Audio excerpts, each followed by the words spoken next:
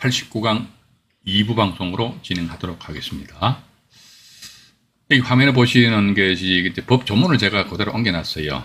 법 조문을 그대로 옮겨놨는데 보니까 무슨 근로기준법이다, 근로자 퇴직급여 보장법이다 해가지고 뭐 최종 3개월치 이게 법에 이렇게 나와 있으니까 또 이제 최종 3년간의 퇴직급여 그러니까 이게 또 보시면요, 이게 제가 근로자임금 채권의 최우선 변제라고 그랬잖아요. 최우선 변제. 최우선 변제. 근데 분명히 법 조문에 보면 우선하여서 변제인데 이게 무슨 최우선 변제나 이거지.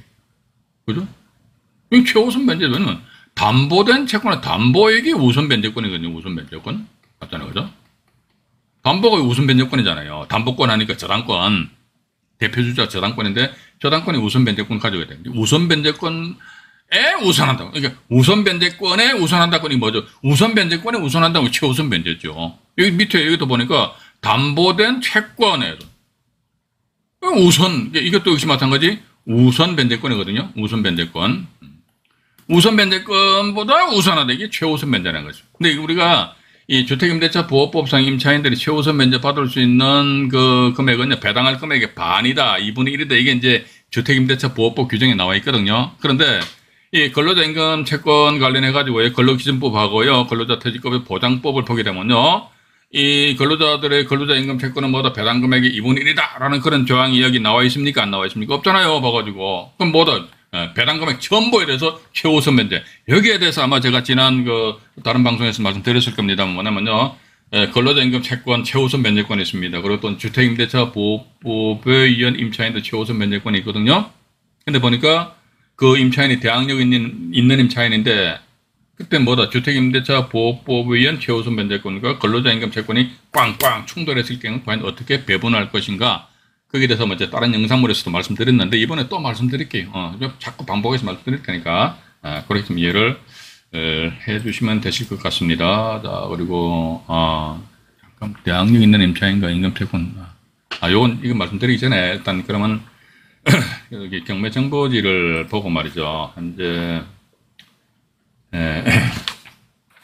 진행 중인 경매 사건인데, 이제 우리가 임금 채권이 있으면 좀 조심하시자 그랬잖아요. 그죠? 조심하시자 그러는데 2022 타경에 보니까 59,535호, 59,535호. 경기도 광주시 목현동에 소재하는 다세대 주택입니다. 다세대 주택인데요. 여기 보시면은 오늘이 6월 5일이죠. 6월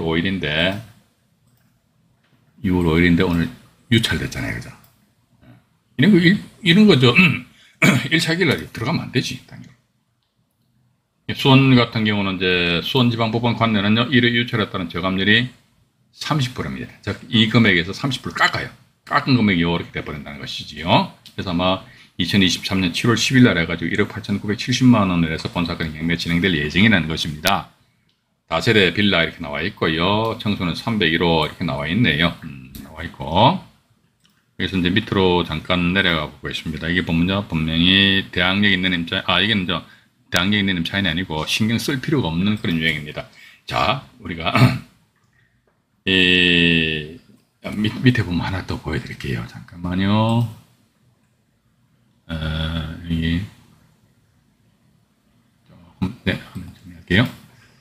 여기 보시면요, 2022년 11월 23일 임금채권자 권리신고 및 배당률 신청서. 근데 어머야, 깜짝 놀라야 됩니다.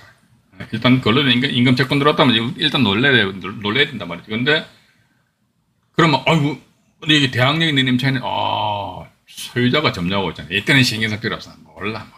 이때는 근로자들 말이지, 체불된 금액이 임금액이 막 100억 이런 일은 없겠지만 100억이라 할지라도요, 경매시 매각으로 이 근로자 임금 채권 다 없어져 버려요.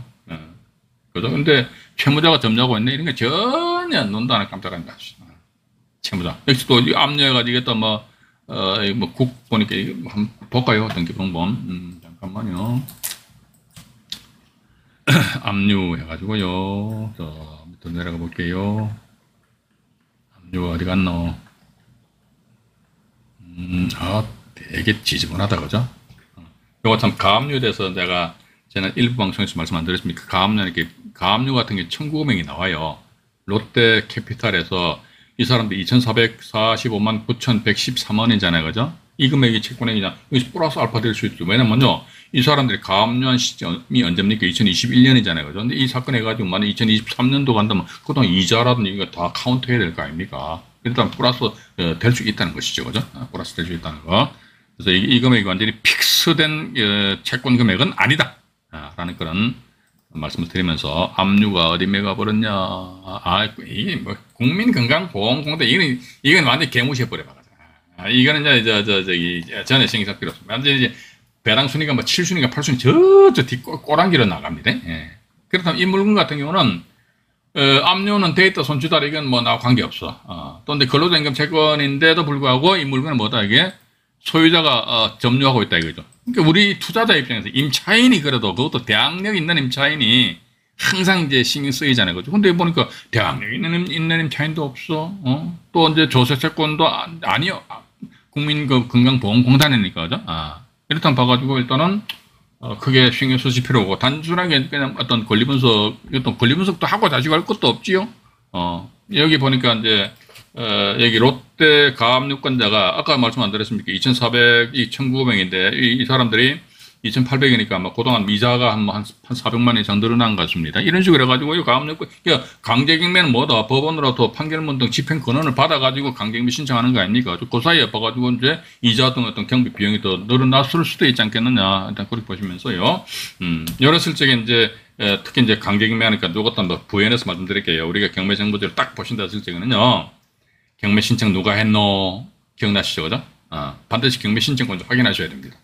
경매 신청 누가 했노? 가압류권자 얘가 했네. 여기 또 이게 근로복지공단일 겁니다. 근로복지공단인데, 이 가압류였잖아요. 가압류 하였음에도 불구하고 뭐 490만 원인데, 그럼 이 금액이 아까 일부 방송에 말씀드렸습니다. 490만 원의 근로자임금 채권인가? 플러스 알파 늘어날 수도 있다는 거 아니에요, 봐가지고. 그래서 제가 이제, 이런 물건 같은 경우는 이제 근로복지공단인데 전화할 필요도 없어요. 그런데 이 자리에 채무자가 아니고 그것도 대항력 있는 임차인이에요. 그죠?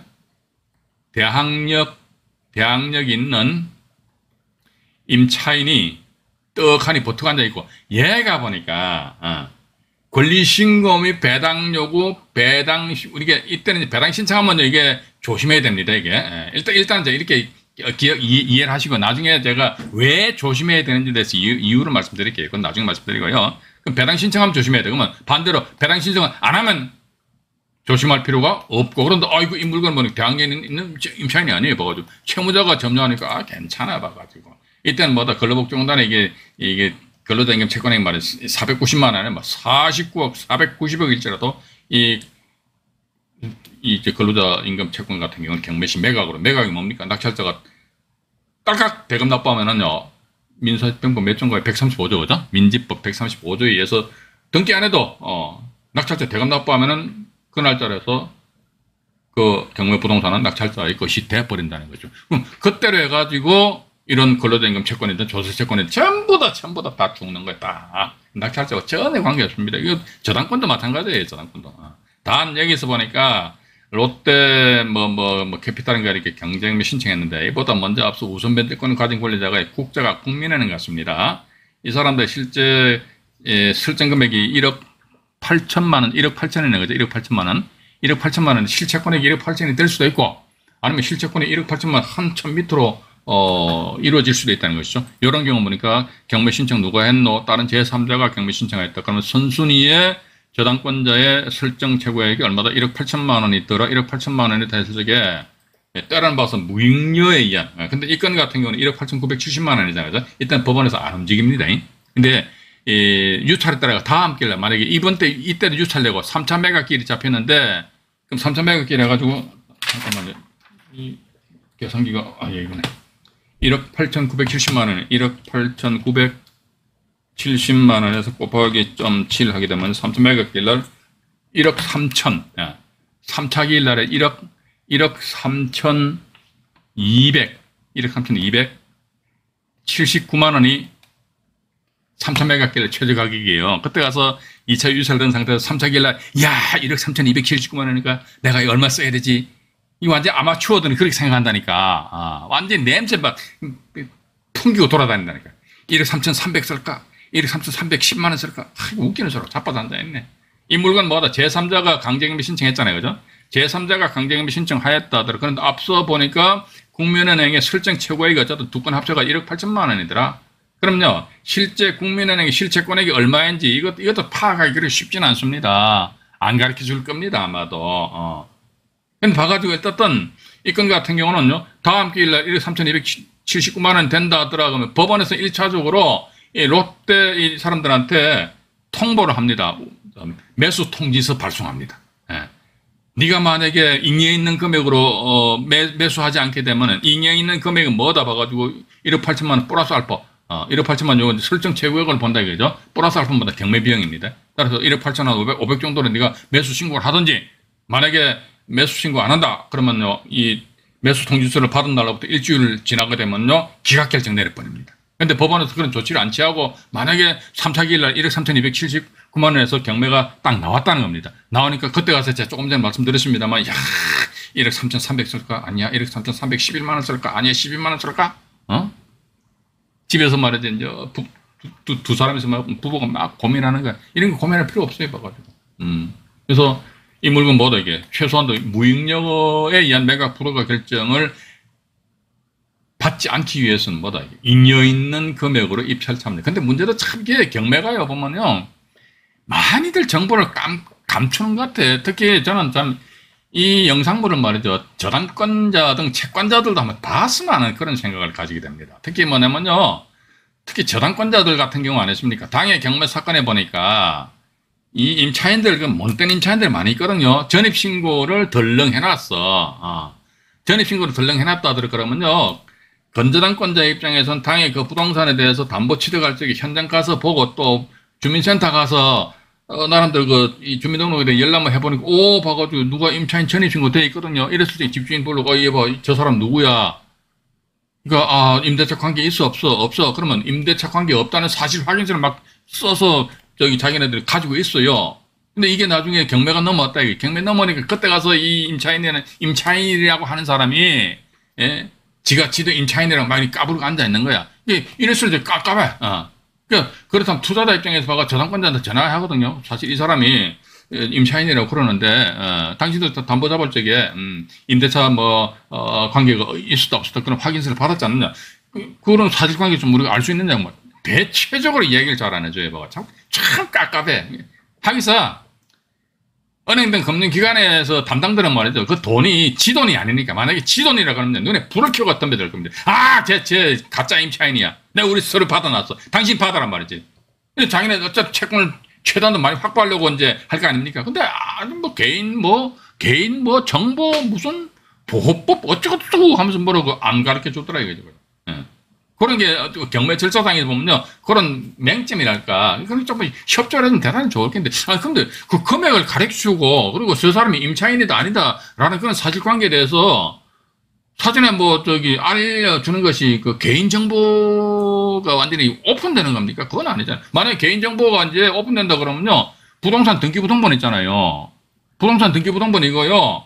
일반 개인한테 이거 연락하게 하면 안 돼요. 왜냐면, 일반 등기부등본 보시게 되면요. 실명들 다 나와 있잖아요. 보세요. 이거. 근데 이거 왜 대법원에서는 말이지, 한 통당 700원인가 돈 받고 아무나 다 발급받을 수 있잖아요.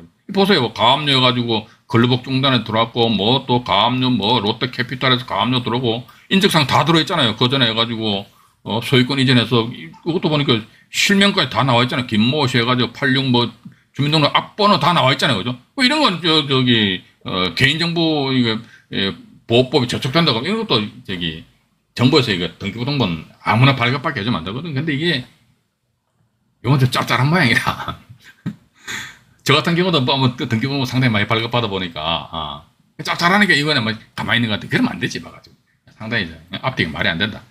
어쨌든 봐가지고 지금 제가 이 말씀 좀 길었습니다만, 어쨌든 이 물건에 대해서 이제 입찰 참여하신다더라 이랬을 적에는요, 근로자임금 채권은 크게 신경 써질 필요는 없고, 또 압류하니까 보험공단인가요? 그것도 신경 쓸 필요 없고, 단지 뭐다, 이게 롯데 측에서 강제경매 신청하였고, 그러면 롯데보다 먼저 앞서 우선 변제권을 가진 아마 국민은행일 겁니다. 등기부등본 보죠. 국민은행 해가지고요. 얼굴로, 잠깐만요. 얼굴 한번 넘어가 볼게요. 얼굴가 어디 갔나? 나와 있네요. 네. 국민은행 맞죠? 국민은행이잖아요. 그죠? 국민은행 나와 있으니까.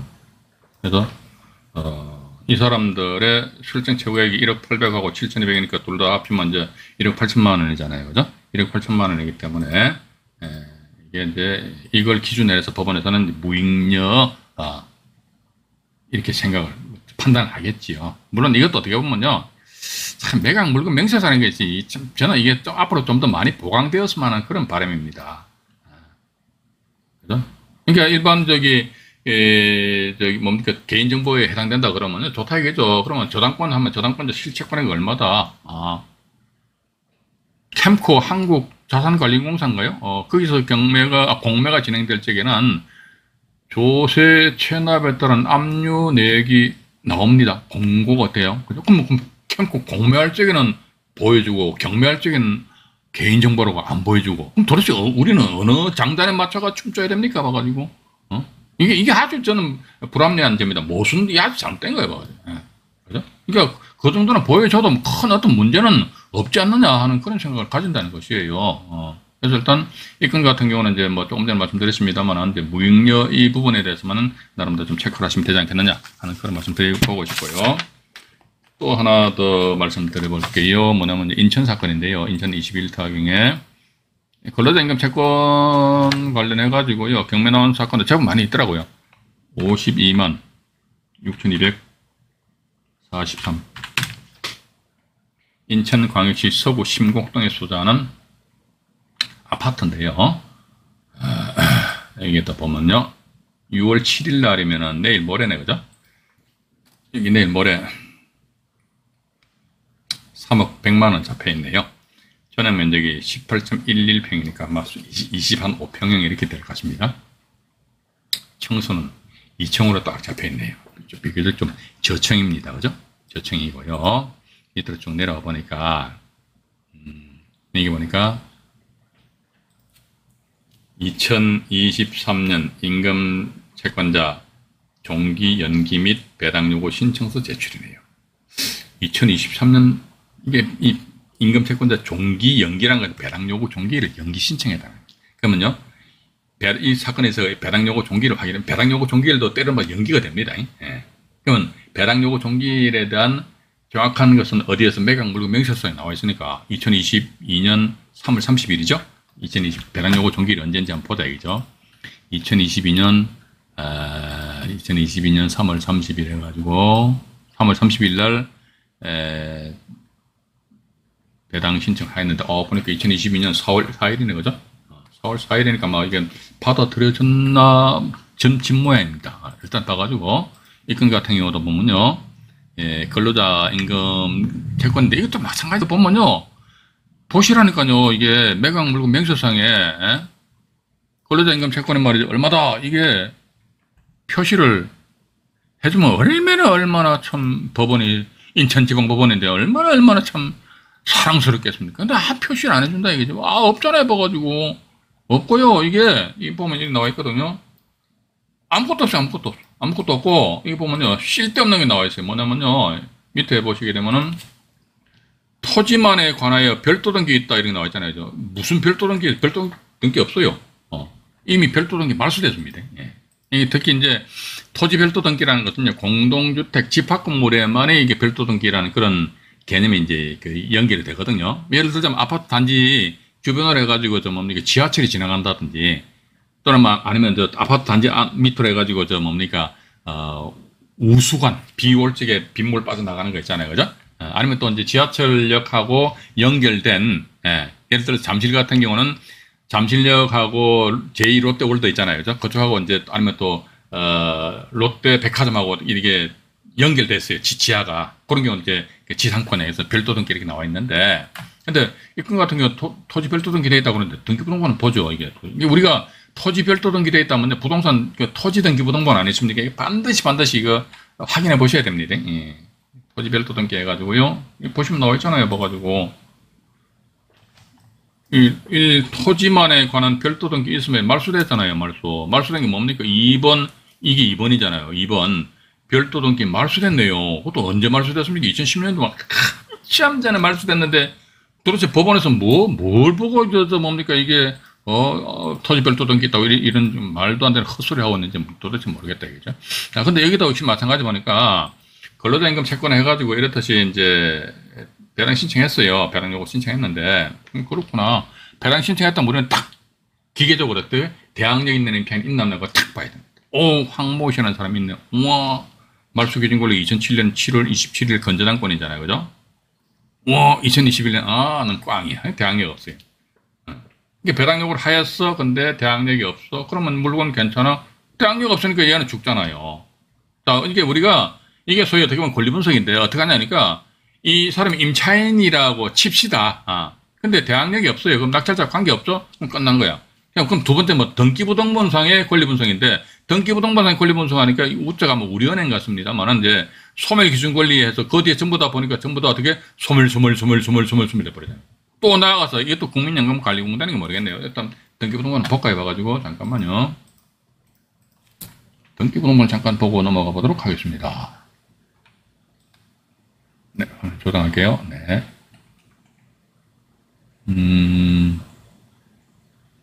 압류가 이게 세무서네.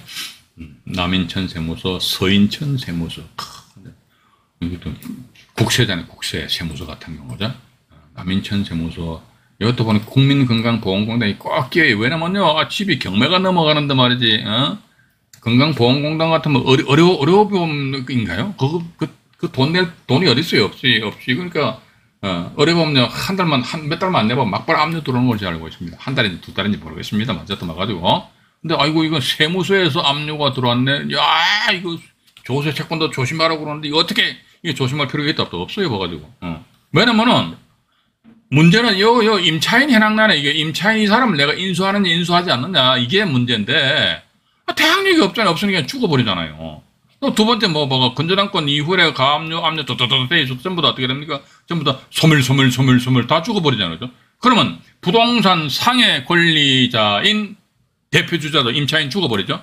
부동산 등기부 상해 권리 분석 보니까 전부 다 소멸 다 죽어버리네. 이게 부동산 상에서도 권리자 죽고 부동산 등기부 상에서도 권리자가 죽어. 둘 다 죽어버리니까 낙찰자는 뭐 어떻게 신경 쓸 필요가 있다 없다 없어. 따라서 임금 채권자가 말이죠. 자기는 임금 채권은 100억이야. 100억 신적 하든지 말든지. 그것도 낙찰자와 전혀 관계없다는 겁니다. 그죠? 이랬을 적에 보니까 무슨, 그 압류가 먼저 돼서 압류 선착주의 뭐 이런 게 있어요. 근데 여기에 대해서 너무 이게 막 신경 쓰지 마십시오. 봐가지고. 이게 대학력, 우리는 중요한 건 뭐냐면요. 경매 투자에서 돈 버는 게 중요하잖아요. 그죠? 압류 선착주의. 그렇습니다. 이게 이런 게 있습니다. 압류도 보면요. 등기부등본 보니까 A가 있고 B가 있고 C가 있어요. 전부 다 보니까 압류되어 있습니다. 조세 채권입니다. 압류되어 있어요. 압류 이렇게 되어 있습니다. 그러면요, 여기에서 뭐 원래 조세 채권은 이제 평등하다고 그러는데, 그러나 여기 조세 선착주의인가 해가지고, 여기, 요 A가 먼저 배당받고 B하고 C는 둘이서 그냥, 배당받고 이런 관계가 있습니다. 그런데 중요한 것은 뭐냐, 그러니까, 당해 사건에 대항력 있는 임차인이 있다 없다 없어요. 그러면 몰라. 압류 선착주의인지 뭔지 조세 압류 선착주의겠죠, 그죠? 그렇게 해서 보시면서 또 여건도 보면 뭐, 크게 신경 쓸 필요 없다. 그러니까 제가 물건을 쭉 검색을 하다 보니까 근로자임금 채권이 들어왔다 할지라도 이게 뭐 전혀 신경 쓰지 마시고 이제 왜냐면 저는 그렇게 봅니다. 지금 제가 이렇게 말씀드리는 내용에 대해서 1차적으로 내가 필터링을 거쳐야 돼요. 그죠? 해가지고 문제가 없다 했을 적에 그 다음에 현장 나가가지고 나름대로 가격에 대한 조사 분석을 해봐가 됐다. 이랬을 때 입찰가 결정해서 입찰 들어가고 낙찰받고 이런 수순을 밟아야 된단 말이죠. 그러다 보니까 법원 경매 그렇게 간단한 게 아니라니까요. 경매 투자를 통해가지고 말이지. 나는 경매해가지고 말이지. 1,000만 원 투자가 1억을 벌었다. 우리 완전 개소리 하는 데는 많이 있잖아요. 개소리. 멍멍이 소리입니다. 멍멍이 소리. 지 1,000만 원 투자가 1억 벌었다고 하면 미쳤습니까? 유튜브 상에서 그 영상물로 제작해서 사람들한테 이렇게 한마디로 노가리 풀게. 맞잖아요. 그죠? 그건 있을 수가 없어요. 봐가지고. 근데 사람들은요, 대체적으로, 그런데 혹 하더라고. 혹 하면 거기 가보면 또 무슨 학원이다, 카페다가 오프라인 모임 강의하거든요. 그거 수강료 비싼데 1,000만 원 넘는 데도 있는 것 같아요. 어떤 데 부가세 포함해 550만 원 하는 데도 있고. 별별 거 다 있습니다. 다 있는데 우리 제발 그런데 현혹되지 마시고 이게 안종인 경매 스쿨에서 말씀드리는 이런 내용 아니십니까? 이 내용에 대해서 만약 우리가 이해를 하시면 큰 문제는 없다는 겁니다. 아이고 김혜진님 감사합니다. 이렇게 힘이 빠진 무렵 보니까 아나 어른이나 돈만 보면 눈이 번쩍 떠지는 것 같아요. 대단히 감사합니다. 이 상태에서 제가 채팅창을 보면서 인사 말씀 한번 드리겠습니다. 자선불공님 들으셨네요. 감사합니다. 맘마까콩님, 한태환님 들으셨고요. 그 다음에 에리카님 들으셨고요. 그 다음에 또 누구신가요? 강성환, 감사합니다. 강성환님 들으셨네요. 린더버거님, 이명남님, 무지개님, 이강희님, 그 다음에 아리수님, 민주지사님, 박황용님, 윤집님, 감사합니다. 알까기 교황님, 그 다음에 또 누구신가요? 치토스님, 시화호, 노랑보리님, 리키님, 또 누구신가요? 매주콩님 들으셨네요. 감사합니다. 홍창기님, 오늘 처음 들으셨네요. 종종 뵙기를 바라겠습니다. 플라밍고님, 감사합니다. 홍대희님, 나는나님, 충성, 네, 감사합니다. 부부익선님, 다음에 김혜진님, 네, 감사합니다. 곽충건 우리 회장님 들으셨네요. 감사합니다. 고공샘 부동산 티브님, 최현수님, 다음에 또 누구신가요? 의호님, 나아령님, 네, 감사합니다. 다음에 또 누구신가요? 빠병님, 네, 감사하고요. 홍시님, 늦어도 괜찮습니다. 참석하는데 의의가 있지 않습니까? 그 다음에 NSH님, 감사합니다. 구몬리님, 주여사님, 감사하고요. 딸 뷰자님, 감사합니다. 지각하셔도 괜찮습니다. 초심가치님, 나나나님, 네, 감사합니다. 또 누구신가요? 정재웅님, 감사하고요. 오늘 김혜진님 월급 타시네요. 매일매일 월급 타시면 좋겠네요. 네. 네, 감사합니다. 반갑습니다. 일단 요거 인천건 말씀드렸고요. 오늘은 요거 하고 이제 요 부천건 하나를 제가 더 말씀드리고 오늘 방송을 마치도록 하겠습니다. 39,094 해서요. 경기도 부천시 심곡동에 소재하는 다세대 주택입니다. 다세대 주택인데요. 이게 보면은 저기 그 전에 2억 2,500에서 이제 계속해서 5차, 6차, 7차, 8차까지 계속 살다가 또다시 이게 날짜가 잡혔단 말이에요. 저는 사실 이게 왜 이런 절차를 밟는지 이게 제가 솔직히 잘 모르겠습니다. 저는. 야, 그것도 모르네요. 제가 어떻게 다 압니까? 저 법원 경우 다 몰라요, 제가. 제가 무슨 경매신입니까? 여러분들보다 조금 많이 알고 있다니까. 어떻게 보면 여러분들은 저는 그냥 50보, 100보인데 거의 비슷비슷해요. 근데 우리는 어쨌든 봐가지고, 이게 처음에 2억 2,500만 원에서 경매 시작되었다가 다시 이게, 그 8차까지 갔다가 다시 새로의 길이 이게 금액으로 잡혔단 말이죠. 잡혔는데, 이 건 같은 강제 경매 해가지고 청구액이 1,400만 원 이렇게 잡혀 있다는 겁니다. 근데 왜 이렇게 그 전에 보니까 8차까지 내려갔냐 해가지고 밑에 내려와 보니까 뭔가 있어요. 뭐냐면요. 여기 보시게 되면요. 일단, 문땡땡 해가 이러면 이제 실명, 이게 뭐하러 문땡땡 하는지 모르겠어. 밑에 실명 딱 걸어놓는 거죠. 맞잖아요. 그죠? 문땡땡 해놓고 밑에 실명 있잖아요. 그죠? 그래서 이게 아마 법인 같아요. 법인. 법인인데, 여기서 이제 아마 임대차 계약상의 보증금액은 1억 9,600만 원에 실제로 지급한 금액은 1,500만 원이래요. 이 금액만 배당 요구를 했답니다. 그래서 권리주문 배당 요구 신청했어요. 했는데 여기 이 사람들 뭐냐니까 이 사람들이 이 사람 같아요. 봐가지고 2018년 2월 22일 전세권 설정했잖아요. 그죠? 여기 인수로 나와 있습니다. 그죠? 근데 2018년 2월 22일이다. 근데 2021년 5월 25일이다. 5일 25일이다. 야, 사실 원래 이게 우리가 용익권은 더블 중복이 안 되잖아요. 그죠? 중복이 안 되는데 이게 전세권은요. 이 전세권 같은 경우는 이게 뭐 아시는 분들 아실 겁니다. 전세 목적물을 사용하고 수익할 수 있는 용익 물건임과 동시에 어떻게 한다더라? 전세 기간이 끝난 상태에서 집주인이 전세금을 반환해 주지 않게 되면은 전세 목적물을 각 경매 신청해 보는 담보 물건적인 그런 성격 가지고 있는데 전세권은 뭐다 이게 용익 물건에 즉 사용하고 수익할 수 있는 그런 권리를 가지기 위해서는 뭐다 전세권자 이 사람들이 실질적으로 전세 목적물을 점유해서 사용을 하고 있어야 돼요. 근데 이 사람들 만약에 점유해서 사용하고 있지 않다고 용익 물건은 없는 겁니다. 단지 담보 물건적인 성격만 가지고 있다는 것이죠. 이랬을 경우 문모 씨라는 사람은요, 자기는 담보 물건적인 어떤 용익이 그죠? 이 본권 부동산에 대한 사용 202호니까 202호에 대한 사용하고 수익할 수 있는 용익권을 이때는 이 사람의 그 권리 자체가 인정이 된다는 것입니다. 인정이 되고 따라서 이런 경우 봐가지고 이 사람이 최우선 면제 받아갈 수 있는 그런 임차인이다 그러면요, 최우선 면제 받아가고 문제는 뭐냐면 이 건 같은 경우 해서 이 전세권 1억 8,900만 원 이것은 매수인이 인수한다 일단 그렇게 보시고요. 그렇게 좀 보시면 되실 것 같아요. 근데 밑에 보니까 여기 근로자 임금 채권 우선 변제로 선순위 임차인은 배당이 안 될 수 있으므로 임금 채권 확인하래. 그럼 어디서 확인해야 되는데? 예? 어디서 확인하는 소리예요? 어디서? 법원에 가서 확인하라고요? 법원에서 안 가르쳐 주는데? 이거 매각 물건 매수서 한번 보죠. 저는 이런 거 볼 때마다 진짜 머리에서 열이 팍팍 납니다. 아니 확인하라고는 어디 가서 확인하라고 어디 가서 어디 가서 확인하라고 어디 가서 이거 보니까 밑에 보면 잠깐만요. 네.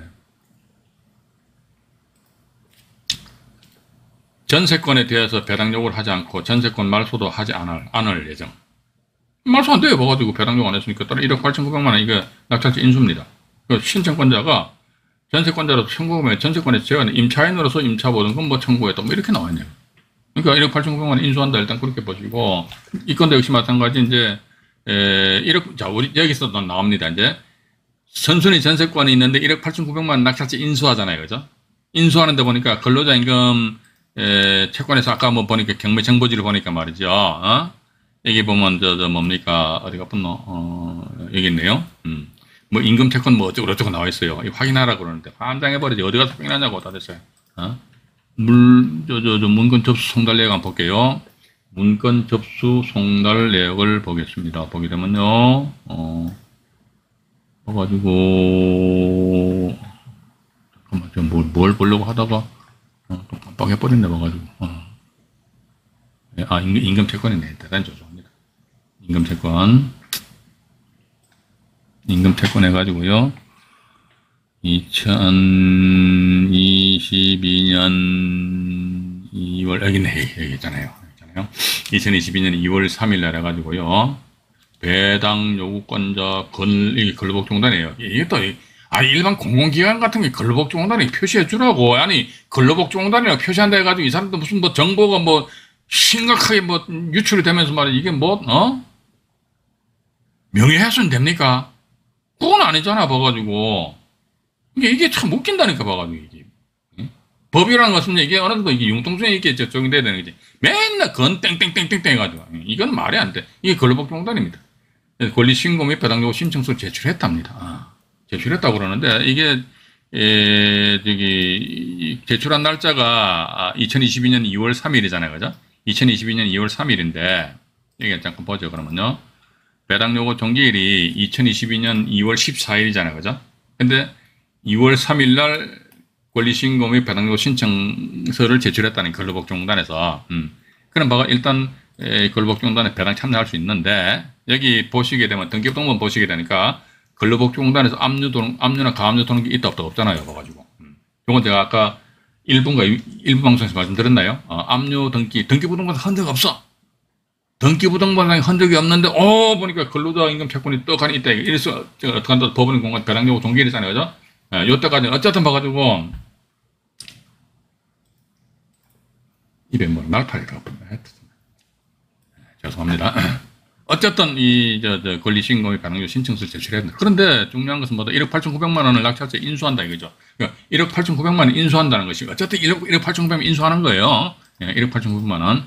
1억 8,900만 원 인수한다고 그러니까 2억 2,500이잖아요. 그죠? 2억 2,500만 원인데 1억 8,900만 원 인수하는 거예요. 그렇기 때문에 그전에도 8차까지 유찰된 이유가 있는 겁니다. 1억 8,900만 원 인수하니까. 그러면 1억 8,900만 원 인수한다면 당연히 이렇게 계속 유찰되다는 거죠. 유찰되니까 유찰에 따른 최저 매각 금액이 이렇게 다운되는 거 아닙니까? 그죠? 다운된다. 그러니까 적정한 선에서 아마 상당히 낮은 금액으로 내 낙찰 받아가지고 1억 8,900만 원 인수한다. 이거죠. 이런 경우마다, 저 그러니까 임차인이든 선순위 전세권이든 간에 있어가지고, 배당 요구를 안 움직였어요. 권리신고 및 배당 요구 신청 제출 안 했습니다. 그러면 우리 투자자 입장에서는, 저 사람 전세금 1억 8,900만 원인데, 그걸 내가 끌어안는 거나 인수하는 거나, 그걸 알잖아요. 그죠? 아는데 문제는 뭐냐면, 이런 선순위 권리자가, 만약에 배당 신청해버렸어. 근데 떡한 뒤에 보니까 근로자 임금 채권의 말이 떡하니 버티고 앉아있다. 얘가 만약에 최우선 밴드 받아간다. 그러면 이 근로자 임금 채권액이 말이지 많고 적음에 따라가지고 근로자 임금 채권액이 작다더라 그러면 상대적으로 선순위 권리자가 배당 요구했으니까 많이 받아갈 것이고, 근데 근로자 임금 채권이 많게 되면은 상대적으로 어떻게 선순위 임차인은 자기 배당 몫이 줄어들고, 이게 완전히 왔다리 갔다리 해버린다. 근데 문제는 뭐냐면 근로자 임금 채권액이 얼마인지 우리가 알 방법이 있다 없다 없잖아요. 없기 때문에 과연 이거 어떤 식으로, 그러니까 조심하자. 조심하자는 거. 근데 이렇듯이 배당 요구를 안 하고 가만히 있어. 그럼 우리 투자자 입장에서는 근로자 얘네들 뭐 돈 체불액이 100억이든 몰라. 나는 1억 8,900만 원 요것만 딱 보고 있는 거예요. 그죠? 네. 그렇게 좀 이해를 하시면서요. 오늘 일단 제가 오늘 물건을 제가 상당히 많이 뽑아놨는데, 이것도 아마 우리가 앞으로 방송 진행하면서 중간중간에 제가 사건을 좀 우리 시청자 여러분들에게 소개 말씀을 드려보도록 하겠습니다. 오늘은 여기까지 방송을 진행하도록 하겠습니다. 방송 시청하시느라고요. 대단히 수고하셨습니다. 편안한 밤 되시기 바라겠습니다. 네. 이상 안종현이 말씀드렸습니다. 네. 고맙습니다.